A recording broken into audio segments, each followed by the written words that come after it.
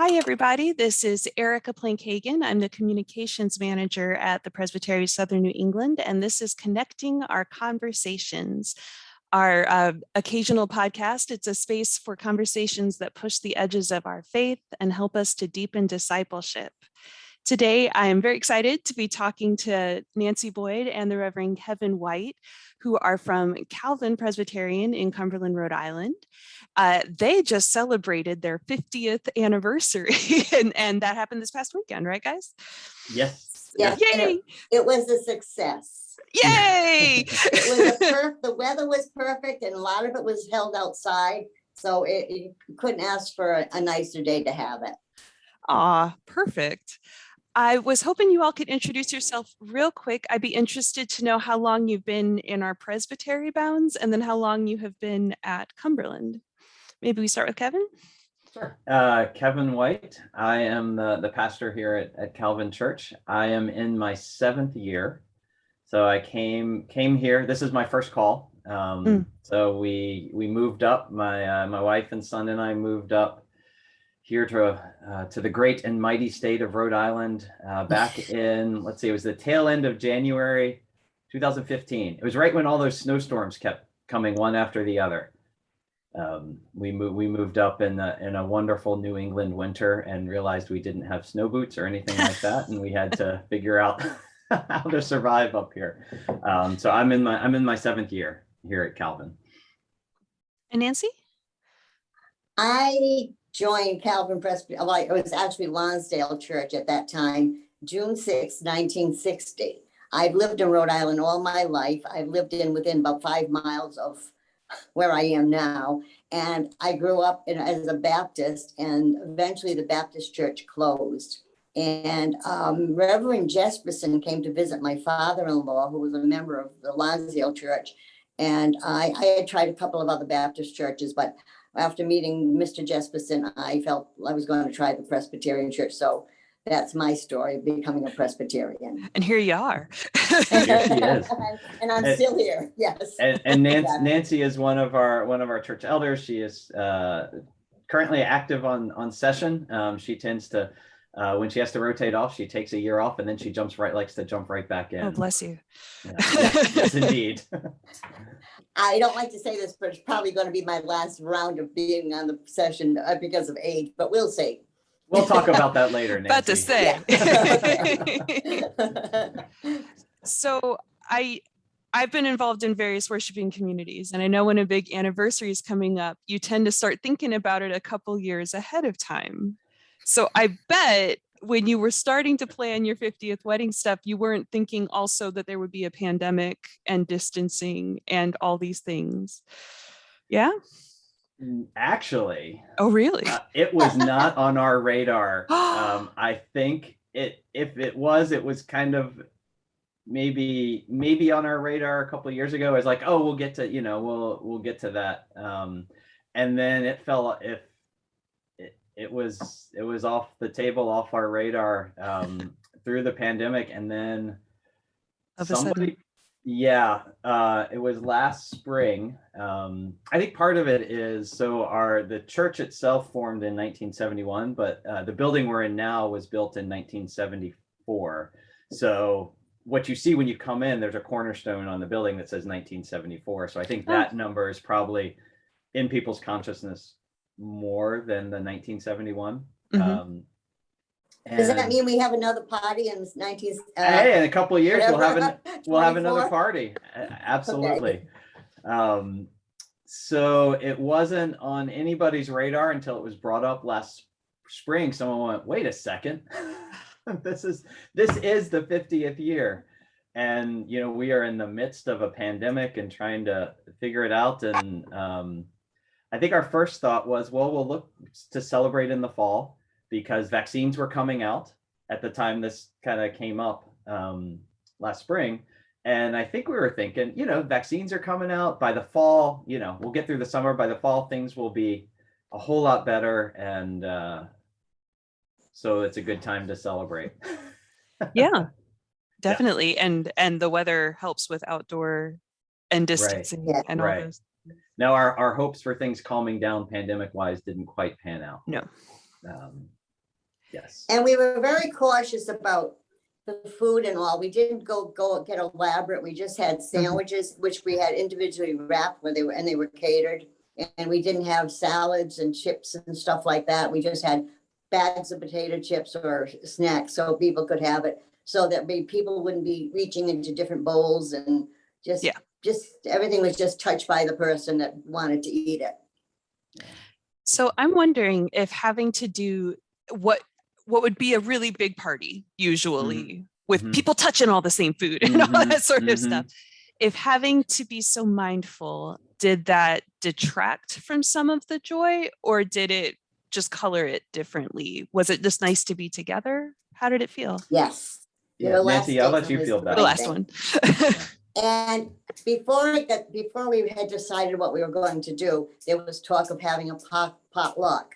And people that I talked to all said there's no way they were going to have a potluck, because they didn't want to have open food or anything around. So this was the answer, and it was a success because people were comfortable, and we saw people coming out that's been normally doing Sunday school online. Church online. So, people were came out to the church also. And I think they all felt comfortable. Oh, that's wonderful. We've been kind of hybrid. We at the beginning of the pandemic, like pretty much everywhere else, we went full virtual, pre-recorded services put online. And then we moved slowly to a hybrid model with limited in-person and online. And we've got more in person now, but it's still spaced out, and attendance in person is definitely, like lots of places, is not what it was, because we've got kind of this hybrid thing going. But I think even though the plans that we had for this past Sunday were definitely more muted and a lot lower key than what they otherwise would have been, I think just people having the opportunity to be together that haven't been. We had a lot of folks come out that have been doing just online stuff or not really in-person stuff for a good portion of this pandemic. We had people that hadn't been in the sanctuary since the pandemic began that came. So I think it was a lot lower key than it otherwise would have been. But there was another way in which I feel like it was way more joyful, just because of the circumstances of being able to see people and be together in a way that we haven't really been able to in a long time. I feel like there's something. We have a group called the SOS Band that practices in our church, and they do volunteer concerts for us a couple times a year. So they were willing to play, and they were outside. So it made the afternoon even nicer, because people were sat around after they ate and just didn't feel like they had to leave. They could still hang out together and sit out in the nice shade of the trees out there and enjoy the fresh air. Yeah, and the band, it was their first concert since the pandemic began, because they took a long hiatus too and have just now started to get back together. And so it was their first opportunity to do a concert too. So I think it was really neat for them. They had a great time just being able to play as well. I'm really struck by how this, birthday party became this sort of reconnection point in community, both the community inside Cumberland, and then it sounds like outside too. You were outside in the world and bringing in the other band. That's a really interesting thing, that something that could have been very personal became something much bigger. Yeah. So tell me, I've heard, so we're talking about the 50th birthday. Tell me about the first birthday. How did this church come to be? Nancy was there, so I'm going to let her take that first. I was there, and I might not have the numbers and the facts completely right, but I belong to the Lonsdale Church, and there was a church in Central Falls. And I think we were both in areas that weren't building up in people. People were coming in from Europe and other South America and all. So the fact that we wouldn't have many more Presbyterians moving into the area made both of us realize that we probably had to move and do something and join together. I think it took a few years. I think they got together at one point and they just talked about it and it didn't go anywhere. Then they got together again. And the situation there was that we would sell both churches and we would build a church of our own. And then we would also get a new pastor to start with the whole. So we were starting just as a fresh new church. We did, as the church was being built, we spent a few months in the Lonsdale church for services. And then we spent some time in the Central Falls church. And then we had the big event out in the front lawn of the church when the building was finally open. And I'm not sure if that was in 1974, but I'm not sure if it was an Easter Sunday or if it was just loads and loads of people there sitting on the lawn. Again, we have a beautiful front lawn and we like to use it. Sounds like some resurrection either way. Yeah, exactly. Yeah. I'm just really struck by your church began with a pivot, with this is the situation we're in and what can we make from that, and this whole new church and this bright, vibrant lawn and community space, and now you had to pivot again with COVID and the party you had. What do you think that speaks for the future of Cumberland? I know it's a big question. Yeah, I'll leave this one to Nancy as well. Answer that one. Yeah, I think that's true. That back when the churches merged, and it was I wasn't there, but looking back on kind of the history of it, I know that those conversations about those two churches merging because of declining membership and wanting to kind of pool resources and refocus. It was a number of years. I know there were some stops and starts. I think in the 60s conversations started and then kind of didn't go anywhere. And it's not easy to bring two churches with you can be really same denomination and very close in polity and practice and theology and all this, but each church comes with its own unique flavors and traditions, and it's not an easy thing. And so it took some time, and then it did happen in 1971.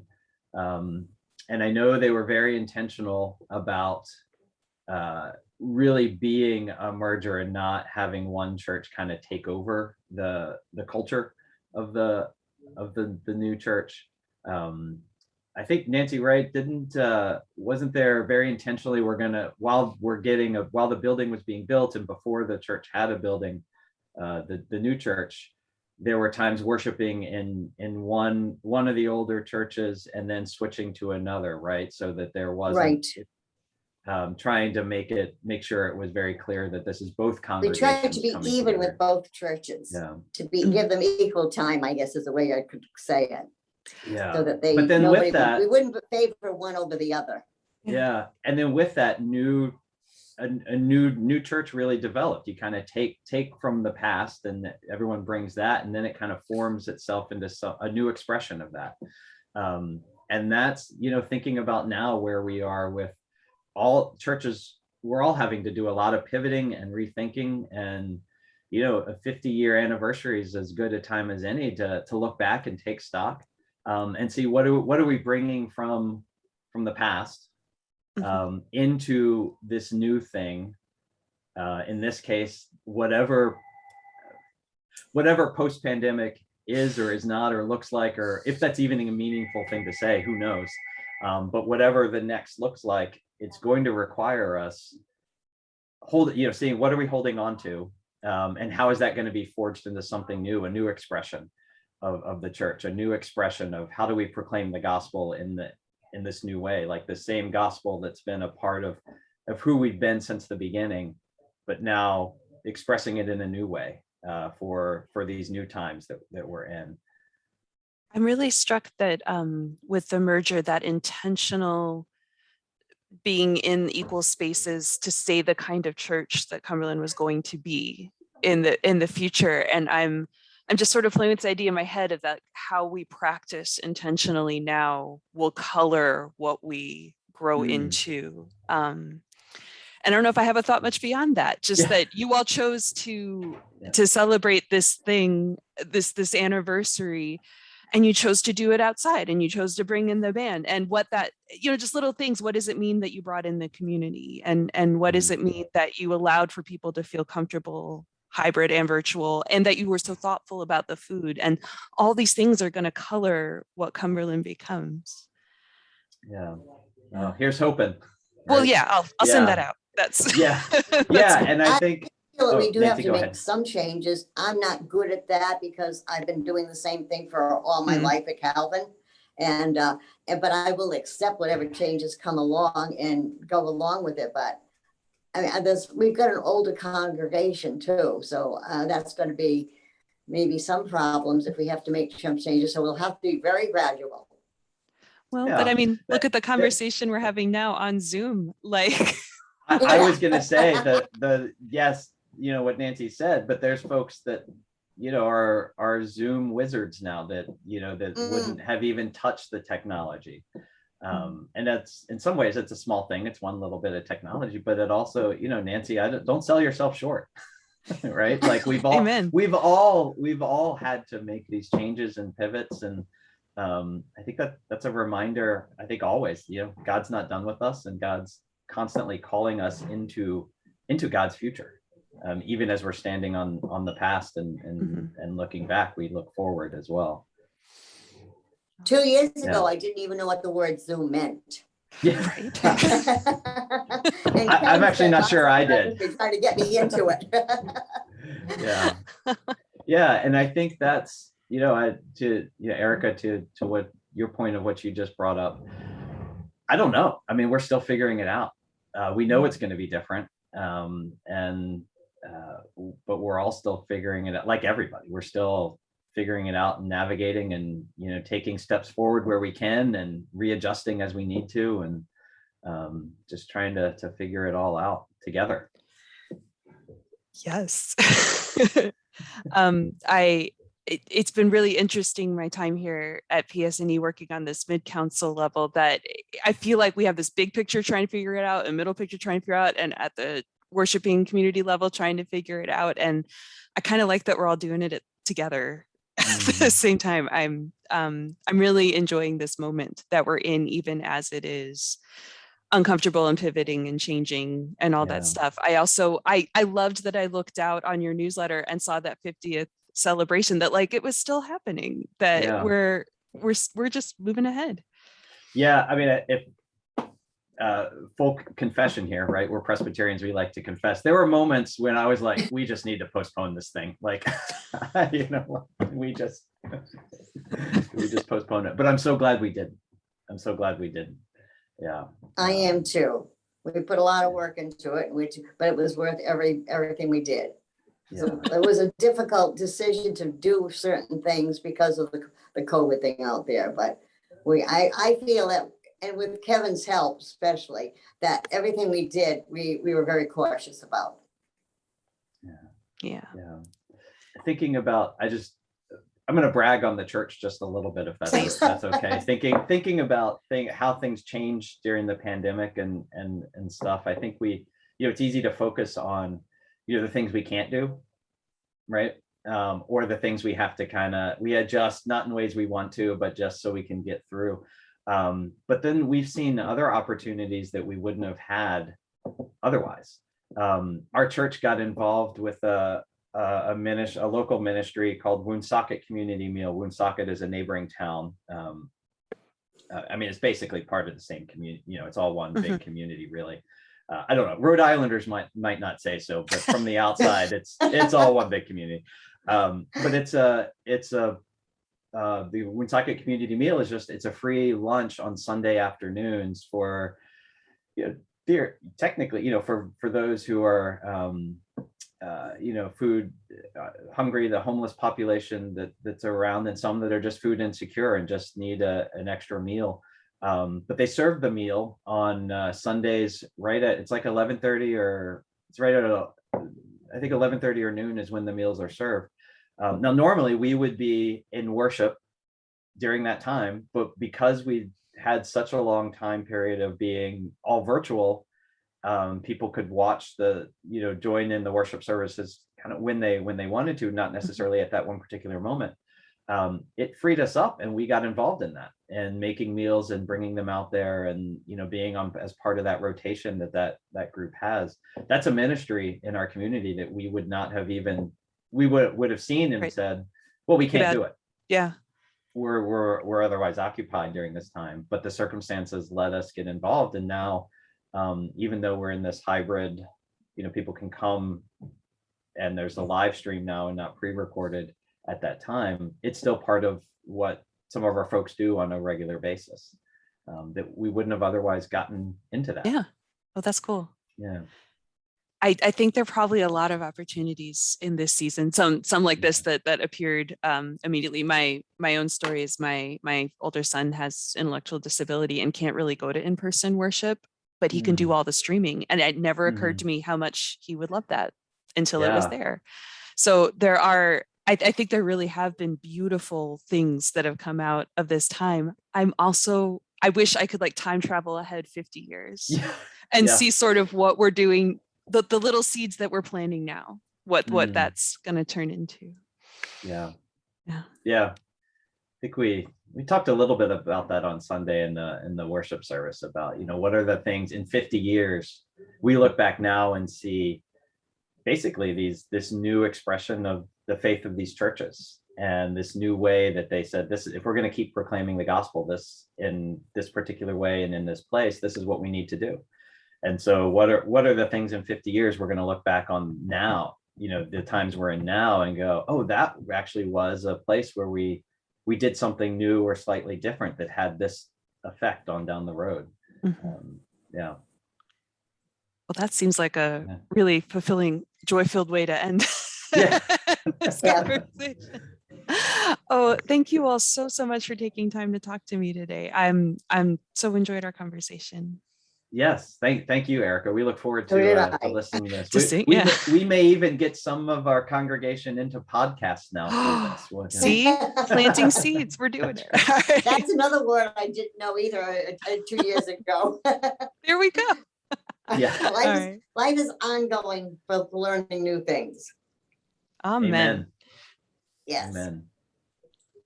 Great.